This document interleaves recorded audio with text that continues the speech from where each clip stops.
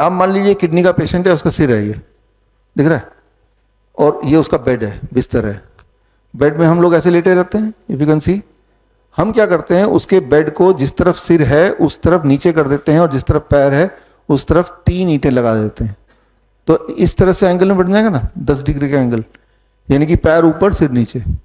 ऐसे बेड पे इसे बोलते हैं incline bed, head down tilt. ऐसे बेड में जब हम 2 घंटे पेशेंट को लिटा के रखते हैं तो उसकी सूजन कम होने लगती है, उसका यूरिन आउटपुट बढ़ने लगता है। जब ये दोनों चीज होती है तो बीपी नीचे आने लगता है। जब बीपी भी नीचे आ गया तो वीकनेस जाने लगती है, यानी कि धीरे धीरे धीरे धीरे वो he is recovering from kidney patient. तो यहां पे हमने क्या किया, अभी जब मैं खड़ा हूं, ग्रेविटी हार्ट के ऑपोजिट ब्लड को खींच रहा है ना, नीचे की तरफ, हार्ट ग्रेविटी के ऑपोजिट ऊपर की तरफ।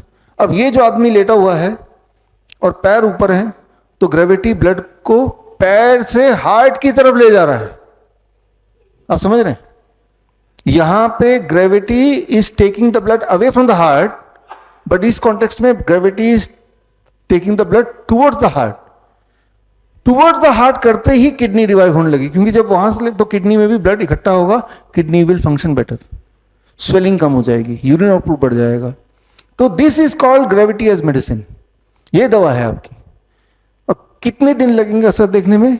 2 घंटे।